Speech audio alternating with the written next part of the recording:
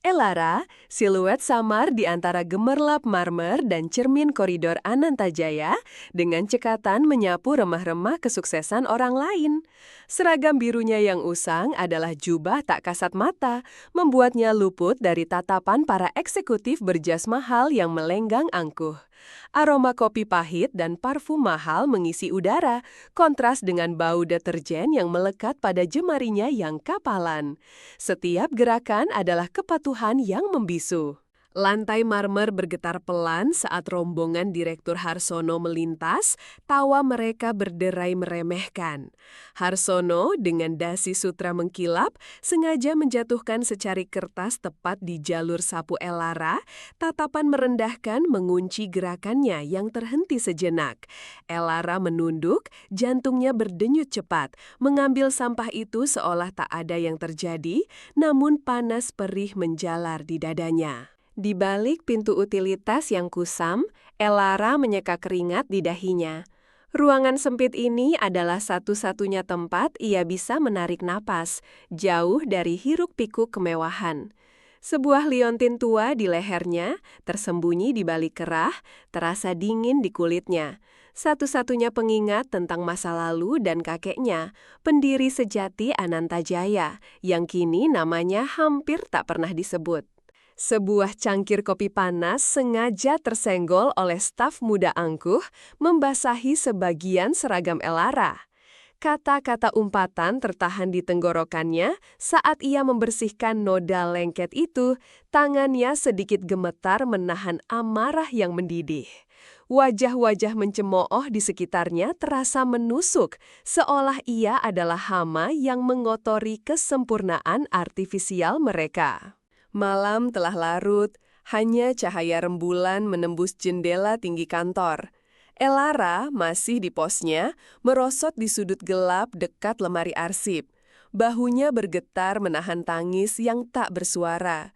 Kelelahan fisik dan mental menggerogoti, namun di balik kelopak mata terpejam, bayangan wajah kakeknya muncul, membangkitkan sedikit bara di tengah kehampaan. Saat membersihkan ruang rapat utama yang kosong, Elara tak sengaja mendengar percakapan lirih dari ruangan sebelah. Suara Harsono yang tegas membahas aset yang harus disembunyikan. Matanya tanpa sengaja menangkap secarik dokumen yang terselip di bawah meja Harsono.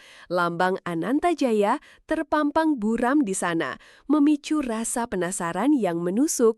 Di lokernya yang reyot, Elara menemukan secari kertas tanpa nama, berisi ancaman samar agar tidak mencampuri urusan yang bukan tempatnya. Jantungnya berdebar kencang. Ia tahu ini bukan kebetulan.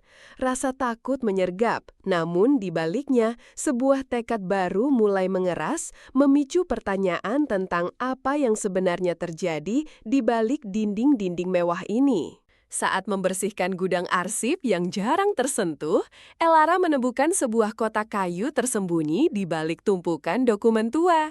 Di dalamnya tersimpan surat-surat lama, foto-foto kakeknya yang masih muda, dan yang terpenting, sebuah amplop disegel dengan segel resmi Anantajaya bertuliskan wasiat terakhir dan keterangan asli. Udara terasa menipis di sekelilingnya. Di sela pekerjaannya yang menuntut, Elara mulai menghabiskan malamnya di perpustakaan umum, mempelajari istilah hukum dan akuntansi. Matanya kini lebih jeli mengamati gerak-gerik para eksekutif, mencatat kejanggalan, dan membandingkan informasi yang ia temukan. Dari sudut pandangnya yang tak terlihat, ia melihat celah-celah di benteng kesombongan mereka. Seminggu sebelum rapat tahunan pemegang saham, ada perubahan halus pada Elara.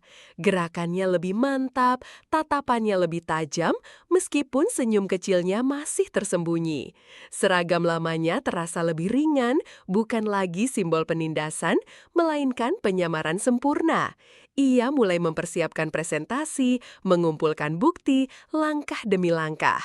Balai Agung Anantajaya bersinar, siap menyambut para pemegang saham dan media.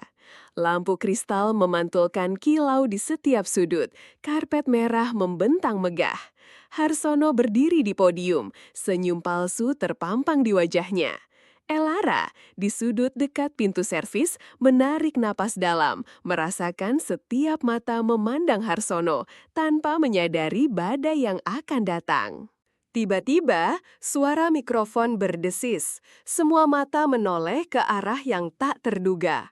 Elara, bukan lagi sosok samar, melangkah maju.